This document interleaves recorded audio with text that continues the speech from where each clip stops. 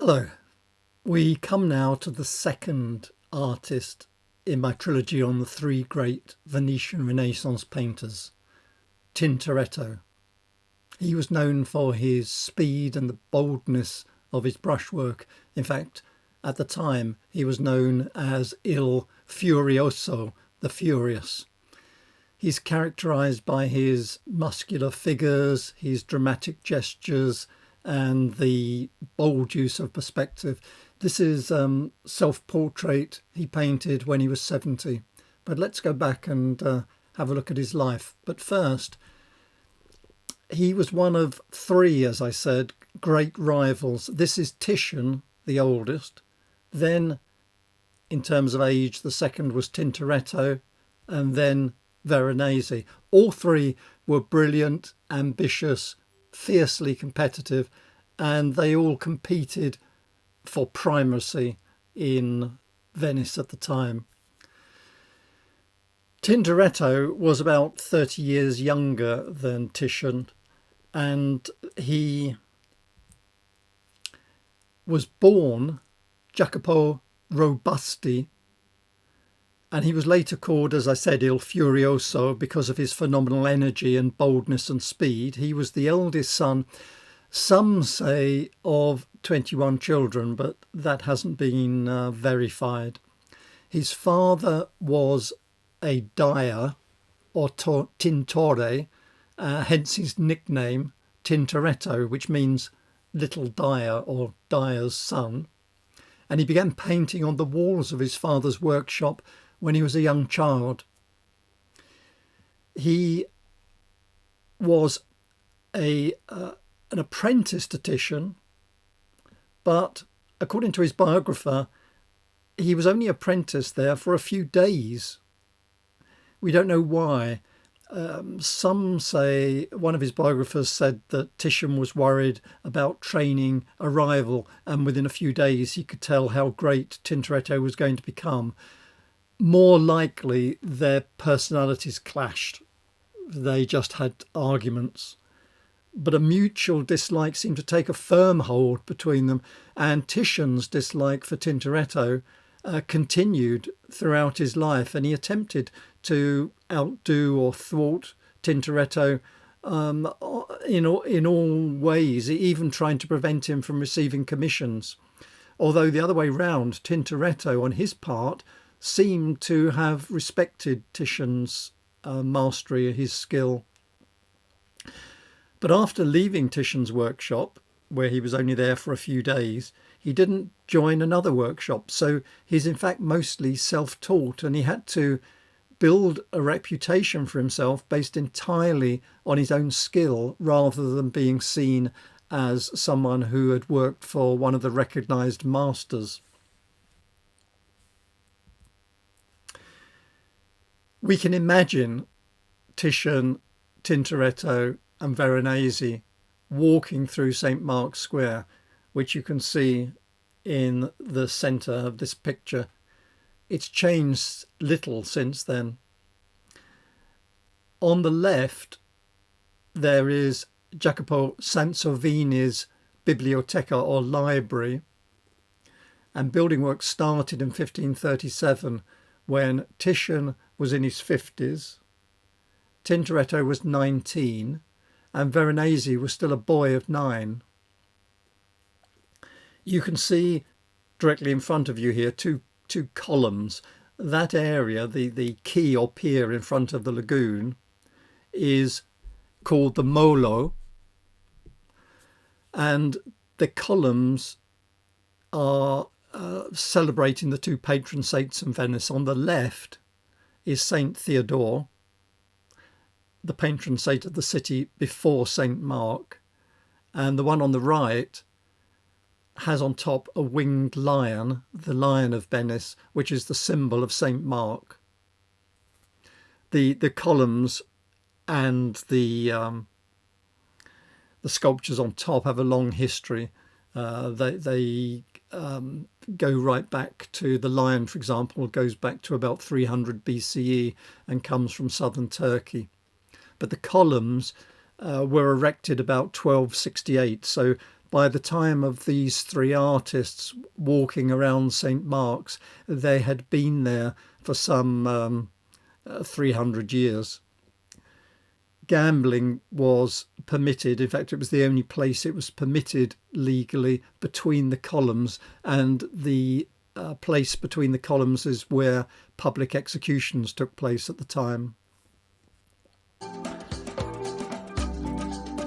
On the right, we can see the Palazzo Ducale, that is the Doge's Palace, the big building in front of us, which is at the end of the Grand Canal we see here, which winds up on the left through the centre of Venice, past the Rialto Bridge and out to where the modern-day railway station is. The Doge's Palace was built about 1340, so again it had been there hundreds of years by the time our three artists were working there. This is the Supper at Emmaus. Tintoretto painted it between 1542 and 43, and this was a very early stage in his career. By this time, he was, as you can see from this painting, he was already displaying the characteristic dynamism and energy. You can see active figures moving around the work, and that defined his career. He was still relatively young, still an emerging artist, still trying to gain some sort of attention for his ambitious approach to painting. He was drawing inspiration from Titian and from Michelangelo. Both heavily influenced him throughout his life. The painting, The Supper of Deus, illustrates a scene from the Gospel of St. Luke, where Christ reveals his identity to two disciples during a meal at a place called Emmaus. And what Tintoretto has done is he's put together a masterly composition. He's captured the exact moment the disciples realise they're in the presence of Christ, when Christ breaks the bread. And Tintoretto places Christ in the centre with light streaming behind his head, and the disciples sit across from Jesus, shown in various stages of surprise and recognition. He, as I said, he was eager to make a name for himself, and because of the fact that he hadn't come from an established workshop, and in order to make a name for himself, he often worked for much lower fees than everybody else. He would work sometimes for just the cost of the materials, and we think that this painting was part of his early efforts to attract patrons, and by outshining contemporaries like Titian. We think it probably was painted in his workshop, as a modest little workshop near the Church of Madonna dell'Orto in Venice. And it was a cramped place full of aspiring artists. Nothing like the grand studio space he'd acquire later in life. Incidentally, if I show you another self-portrait of when he was younger, this was painted in 1548, you can see that the disciple on the left is based on the young Tintoretto. It's a self-portrait, and you'll see later that he often included himself in his paintings. But this is another category of painting. This is a portrait. Now, in many ways, Tintoretto's style, as we've just seen, was unlike Titian's, but in portraiture, he followed the lead of Titian. And I think that's because by the 1540s, and this was painted in 1545, Titian's approach to portraiture had become the de facto standard. It's what patrons expected. And in this portrait of a young man, you can see Tintoretto has drawn upon a portrait I show you in the talk I give on Titian, the portrait of Daniele Barbaro, this portrait, and you can see the similarities, the style in which he's painting.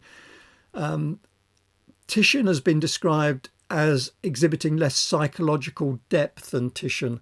However, we have to remember that the cultural pressure at the time wasn't on psychological depth, it was on emphasizing social status at the expense even of individual differentiation. Now, Titian painted many foreign diplomats where this cultural pressure, which was in Venice, wasn't relevant, so he was free to show individual personality traits. We don't know who this young man is. There's been some debate about it. It's a bit difficult to see here, but his right arm rests on a column which is inscribed ANXXV 25, and in the shadow under the moulding it says 1545, the date it was painted. And for a long time it was thought this was painted by Titian. It's now thought to be one of Tintoretto's earliest dated works, where, as I said, he's relying on this formula that Titian had created for portraits. Some people think it's a self-portrait. There are similarities, but it's now more commonly agreed that it's a portrait of someone called Ignatius Loyola.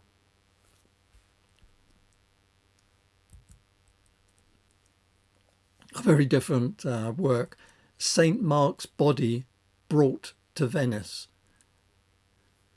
Now, in 1546, he was commissioned to paint 3 works for a church in Venice, which he did on a cost-only basis in order to get the commission and to get the publicity to make himself better known. And in 1548, he was commissioned to produce 4 works for the Scuola di San Marco, and it includes 2 that I'm going to show you. This one, St. Mark's Body Brought to Venice, and The Miracle of the Slave. And it worked. They established his reputation, and from then on he received mostly paid commissions. What's going on here, by the way, is St. Mark spent most of his life in Alexandria in Egypt, and that's where he was martyred on the 25th of April 68 CE, and that's where he was buried. Venice's ruling class wanted St. Mark as the patron saint in order to improve their status, and so they arranged for his body to be stolen from Egypt. And this is a stylized representation of the theft of the body. Incidentally, the body would have been nearly 500 years old by then. The painting has this deep perspective, a red stormy sky with thunderbolts, and this otherworldly atmosphere. You can see there's what looks like ghostly figures fleeing from the scene and the heavens erupting above. He does again include himself. You can see the bearded man to the right of the camel, another self-portrait. I said I would show you another one of the 4 paintings. This is The Miracle of the Slave. And you can see how he is combining the accurate drawing style of Michelangelo with the colouring of Titian. And this is a religious painting, and you can see how Tintoretto is introducing his dynamic and almost theatrical approach to narrative painting. It was initially controversial, but quickly received high praise, and it solidified his position as a leading artist in Venice. Today it's recognised as a masterpiece of the Venetian Renaissance, and it's housed in the Gallery dell'Accademia in Venice. What's going on is it's a miracle attributed to St. Mark, the patron saint of Venice. It's about a Christian slave about to be tortured for worshipping St. Mark's relics against his master's wishes. And just point out a few people, the naked slave is lying face up in a stone courtyard. The slave's master is the person dressed in black leaning in from the balcony. Above, St. Mark is descending from heaven in these swirling orange and pink robes, and there's a crowd of some 25 onlookers with various reactions. And what's going on, what happens is, thanks to St. Mark's heavenly intervention, the torture instruments break apart and you can see them scattered around the slave. And the torturer on the right, standing, is holding up the broken torture instruments that he tried to use on the slave.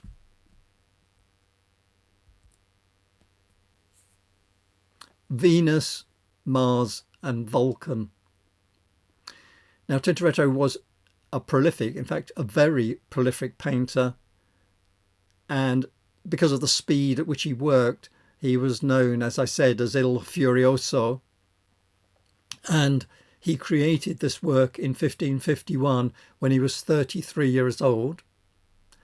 He had now established himself as a rising talent in Venice's competitive art scene.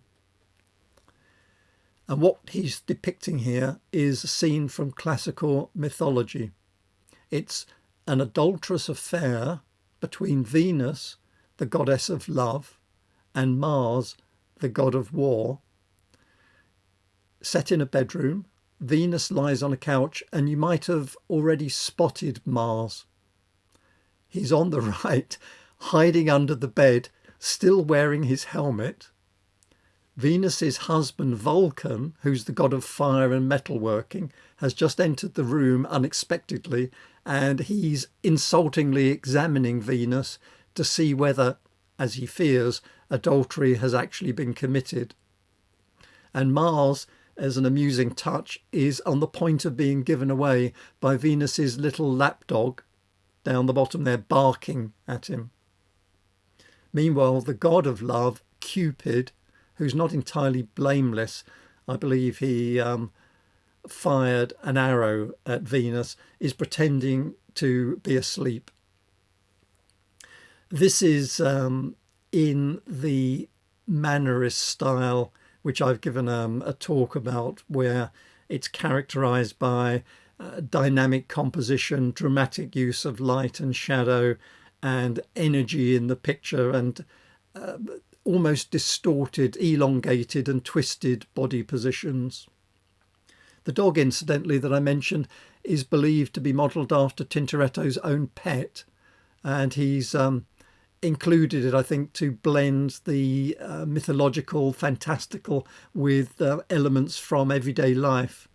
He's used foreshortening to create this sense of depth and tension, and he's used a loose freehand approach. The perspective, if you look at the tiles on the floor, the perspective is a bit distorted, but the floor appears to be sloping downwards, but that in itself, I believe, enhances this sense of a threat inherent in the scene.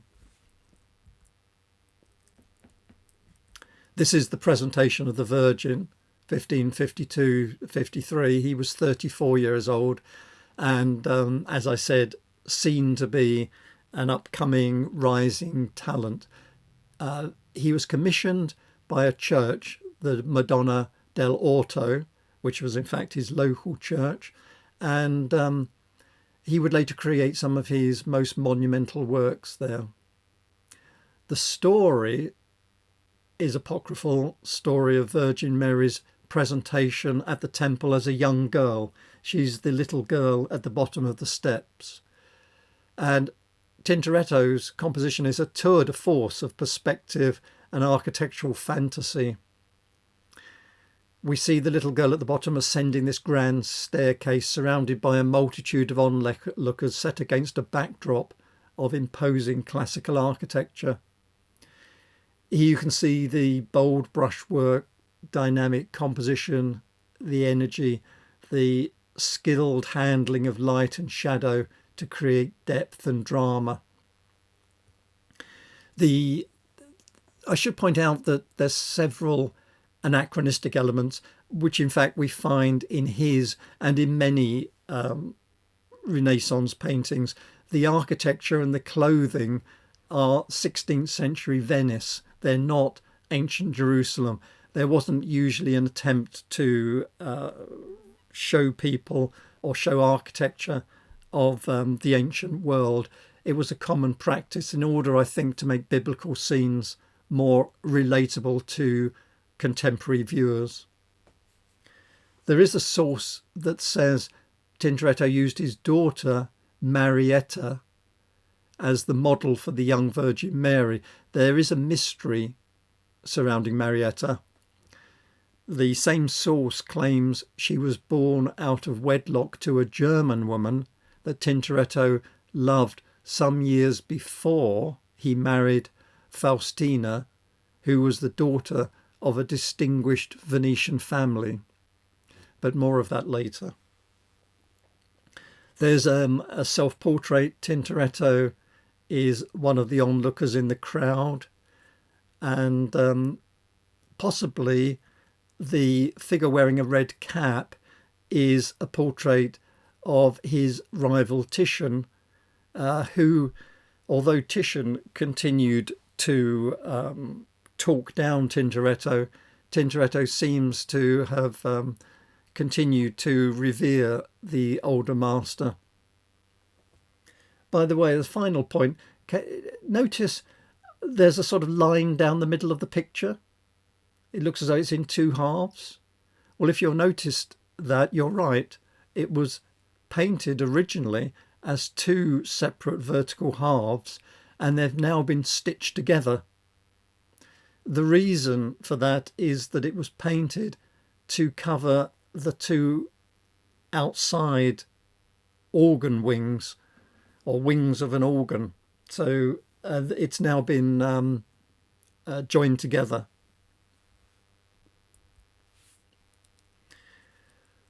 A huge painting, nearly 5.5 meters wide, The Wedding at Cana, and it's now on the right wall of the Santa Maria della Salute, painted when he was 43, reaching the height of his artistic powers now.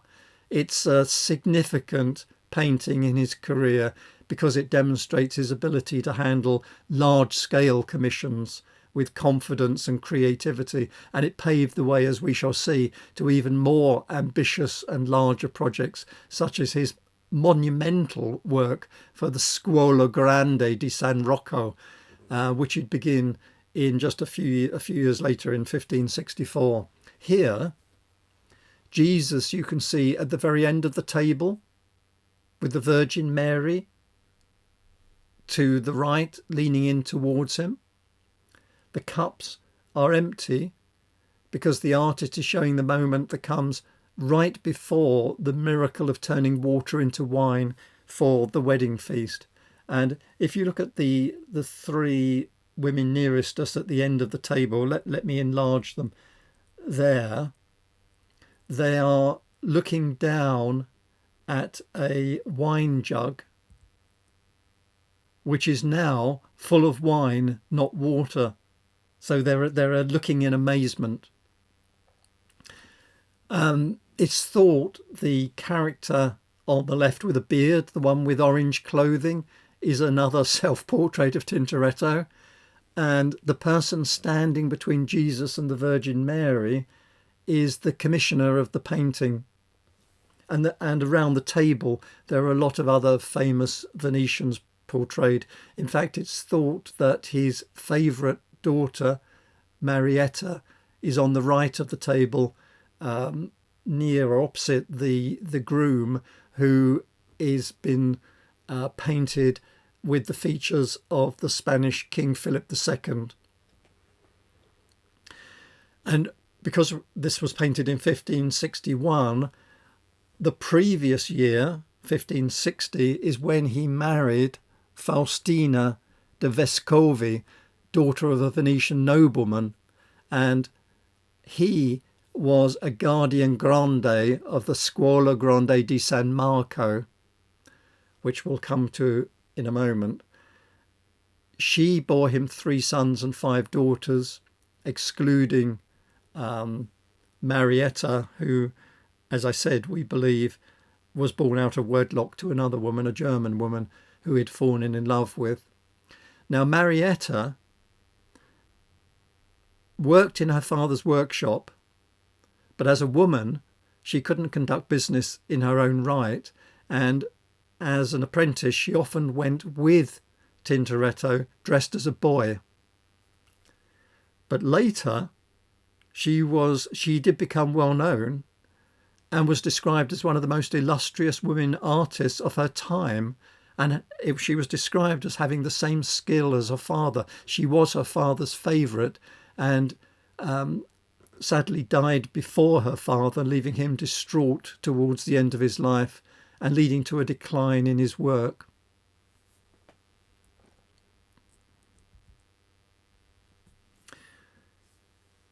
Now, I mentioned the Scuola Grande di San Rocco. This is Tintoretto's greatest work, or rather, I should say, group of works. There's something like a huge complex series of 50 canvases painted between 1565 and 1587. So over that 22-year period, he painted these 50 canvases, which you can see today in the confraternity. And as I mentioned just now, a confraternity whose guardian was now his father-in-law, which must have helped in him getting the commission. They're all masterpieces of Venetian art. The one I've chosen to show you is the Crucifixion, because it embodies many key characteristics of his art. It's enormous. It's over 12 meters wide, and it's teeming with incidents, far more than you normally see. If you imagine a typical crucifixion, we have Christ on the cross with a small number of figures at the base of the cross, typically. But this one takes up an entire wall. And in order to get the composition correct, we know that he used many small wax models, which he would move around and change the position and change the lighting until the incidents shown here were perfect. Christ is in the centre on the cross, but instead of focusing on the small number of individuals that are normally shown, he's got a complete panoramic scene of Golgotha, populated by soldiers, executioners, horsemen, tradesmen, onlookers, thieves and apostles, all engaged in different activities, movements, all with energy and dynamism.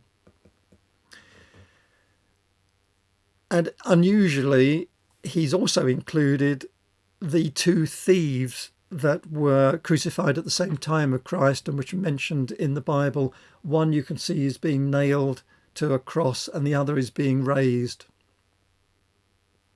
Tintoretto has again, I'll point to it this time, he's included a self-portrait, the bearded figure in blue here, leaning on a low wall.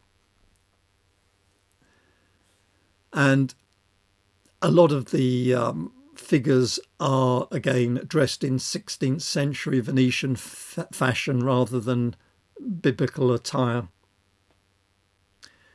Incidentally, I think showing you this 12-metre painting like this doesn't give you a good idea of what it's like if you go there. I'm sure many of you have been there, but I took a photograph last time I was there, and I'll just show you that briefly. You can see the people at the bottom there. You can see how large it is, and it gives you a much better idea, I think, seeing it in the room. Although, excuse my photograph, it was a dark room. It didn't come out that well, but it does give you that impression of the overwhelming presence of the picture. It takes up the entire wall. It was an immediate success, and it did lead to further commissions, and it solidified his reputation as one of the greatest painters of his time. And the painting continues to be studied and admired by artists and art historians. A smaller painting in the National Gallery in London. He painted this at the height of his powers. It's called The Origin of the Milky Way, painted between 1575 and 1580. He was in his late 50s. He'd been married about 20 years by now, and he had a large family. And he was by now seen by everyone as one of Venice's leading painters.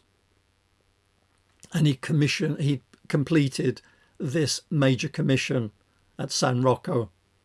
And he was starting work on another commission at the Doge's Palace. This painting was a private commission for a wealthy patron, possibly for a bedroom or study. It's a mythological story about how the Milky Way was created. The story goes that the infant Hercules, who was the son of Jupiter and a mortal woman, was brought to Jupiter's wife Juno to nurse. When Juno suddenly realised the child was not hers, she pushed him away, and her spilt breast milk flooded out, as you can see here, and created the Milky Way. Juno is accompanied by her attributes, which are peacocks, and Jupiter is accompanied by an eagle clutching a lightning bolt, which is what that thing is. I know it looks like a crab. It's a lightning bolt.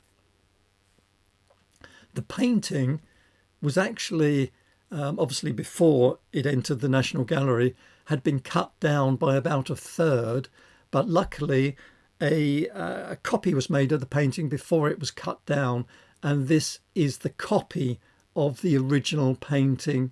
You can see the figures are swirling in a sort of celestial space.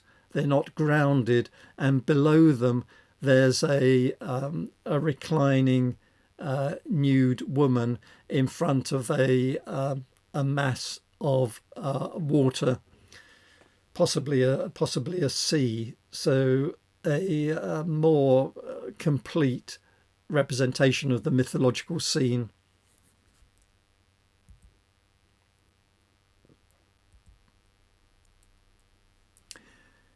(1578 to 80), this Tarquin and Lucretia was painted. He was in his early 60s, most likely again a private commission, and it depicts a dramatic moment from Roman history when Tarquin, who was the son of the last king of Rome, attacks Lucretia, who was a noblewoman known for her virtue. And this event led to her denouncing him and committing suicide the following day through shame. And that led to an uprising of the Roman people, the overthrow of the monarchy, and the establishment of the Roman Republic. So in terms of Roman legend, it's a very important event. And Tintoretto has interpreted it characteristically with dynamism and intenseness and energy, capturing the violence of the assault and her desperate attempts to escape. The bold brushwork creates this tension. The figures seem to burst out of the canvas, and he's created this almost three-dimensional space on the flat surface.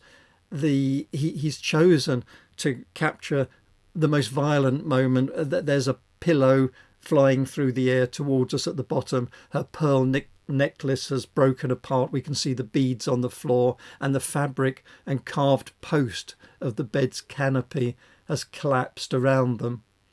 It's interesting, incidentally, to compare it with Titian's painting of the same subject from a few years earlier.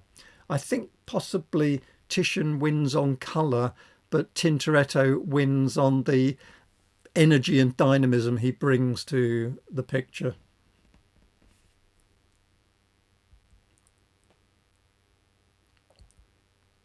Now, having completed that enormous commission for San Rocco, he started work on a series of painting for the Doge's Palace, the Palazzo Ducale, of which this, the capture of Constantinople in 1204, was part of that commission. And this particular painting was commissioned to decorate the voting hall within the palace, celebrating what was regarded as Venice's military triumph.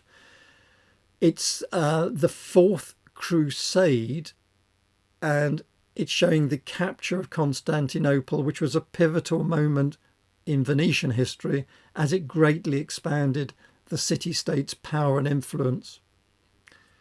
Just to illustrate that, the Doge at the time, Enrico Dandolo, although he died in Venice, he was buried in the Hagia Sophia in Constantinople.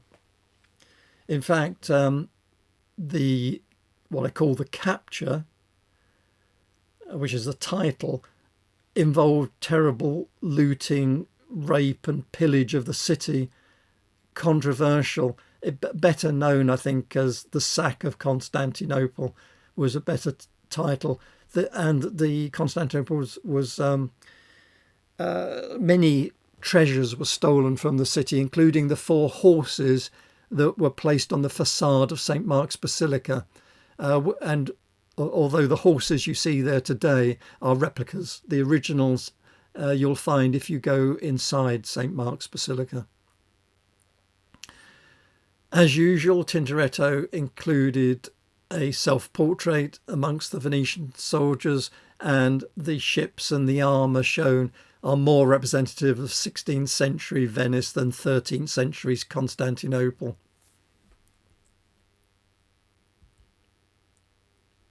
Many see this as his crowning achievement. It's called Paradise, or Il Paradiso, and it's from the enormous room of the Great Council in the Doge's Palace, or the Palazzo Ducale. The commission came from the Venetian government, and originally it was jointly awarded to Paolo Veronese and Francesco Bassano, but Veronese's death in 1588 led to Tintoretto inheriting the project. It's a monumental work, considered one of the largest paintings on canvas in the world, over 9 meters wide. The composition shows around 500 figures. We've got saints, angels, biblical characters. In the centre at the top are Christ and Mary, and there's a multitude of celestial beings around them, and the light coming from Christ's head descends down towards the Doge's throne, which is the chair in the middle.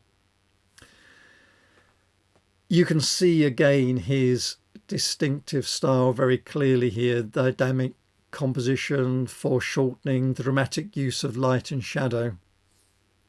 And it's not only a religious piece, but it's also intended as an allegory of good governance.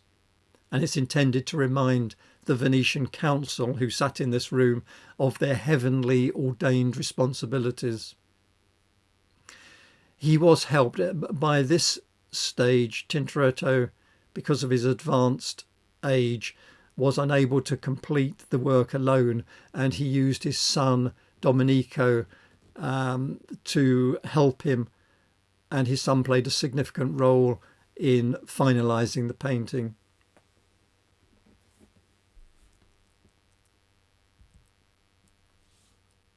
Before showing you one of Tintoretto's last and best known works, I wanted to say a little bit more about his daughter, Marietta Robusti.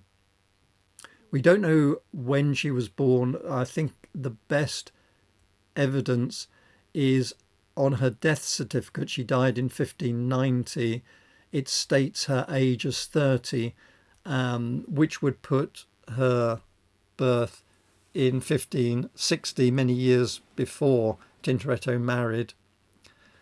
And she was his favourite child. As I said, she trained in his studio, but she later became very well known as a painter, Venetian painter, a very important artist in Venice.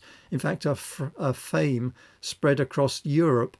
although she's rarely mentioned in any discussion of Venetian art that I've read about. One reason being that it's hard to identify her paintings because she painted in the style of her father, and it's difficult to distinguish between what she did and what Tintoretto did. She is sometimes called Tintoretta, Tintoretta, meaning female little dyer, in recognition of her father Tintoretto and her great-grandfather's profession of a tintore, a dyer. She is in fact believed to have worked on many of her father's canvases. She became so well known, particularly as a portraitist, that Emperor Maximilian and King Philip II of Spain invited her to become their court painter. But her father couldn't bear to part with her, and he, in 1578, he arranged for her to marry a Venetian jeweller and silversmith, Maria Augusta, to ensure she would remain near him.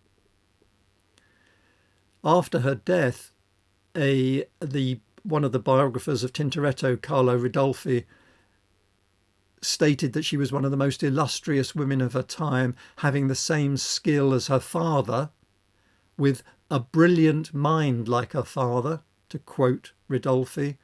And he went on to say she painted such works that men were astonished by her talent. We come now to one of his last and perhaps best known paintings, The Last Supper. Final note on Tintoretto, the man. He moved to Venice when he was young and he stayed there. He rarely travelled outside Venice. He was known to be extremely intelligent. He was fiercely ambitious. And as a biographer wrote, he was always thinking of ways to make himself known as the most daring painter in the world. Despite that, he was known as an agreeable companion.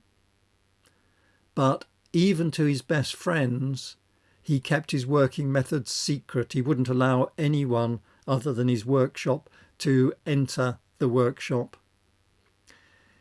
It was said that he was full of pleasant and witty sayings, but he hardly ever smiled.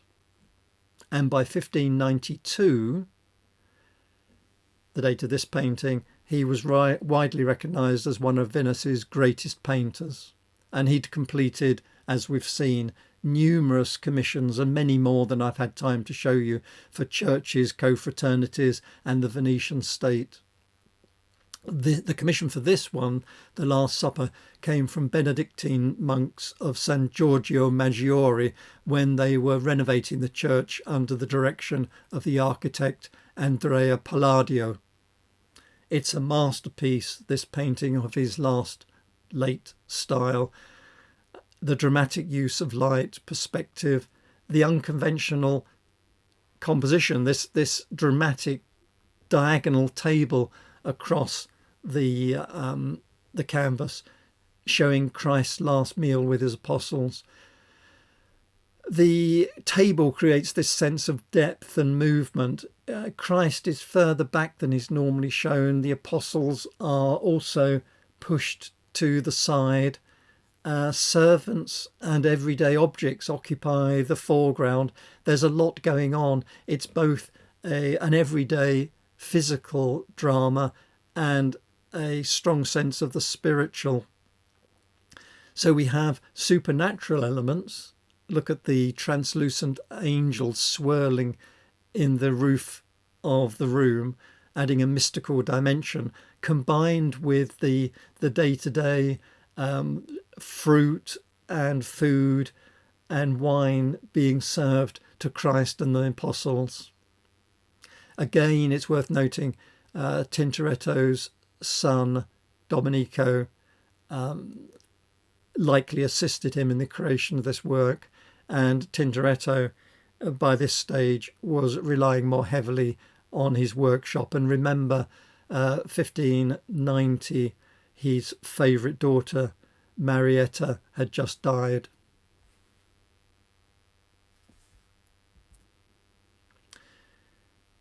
The talk, in fact, the three talks combined, the trilogy of talks, is about rivalry and the career of three of Venice's greatest painters, rather than compare and contrast them work by work. I thought what I do is I show them each separately, separate talks, so you could understand the full scale of each of their works. All three were brilliant, ambitious, and fiercely competitive.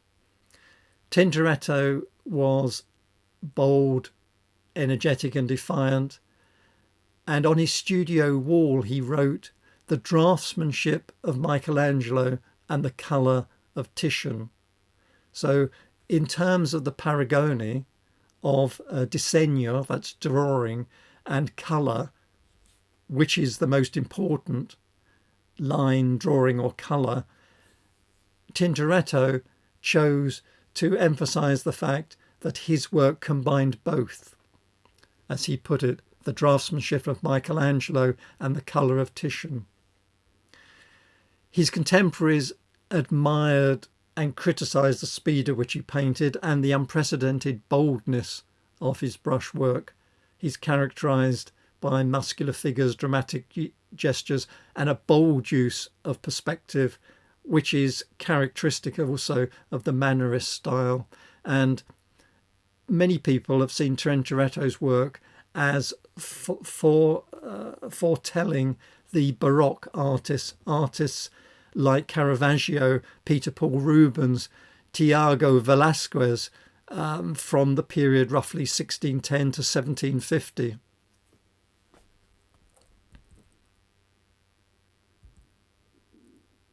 Let me end my talk with a couple of comments. Sebastiano del Piombo, his contemporary, remarked that Tintoretto could paint in 2 days what he himself would take 2 years to paint. Annibale Carracci said that many of Tintoretto's paintings were the equal of Titian and others were inferior to Tintoretto. Yes, I got that right. He was saying that many paintings by Tintoretto, he didn't come up to the quality expected of Tintoretto. In fact, the general opinion of the Venetians, the way they put it, is that he had 3 pencils, a golden one, a silver one, and a third of iron. But I hope today I've selected and shown you those that he produced with his golden pencil. So goodbye for now. Thank you for your attention, and I hope you'll continue to follow my complete series on the history of Western art.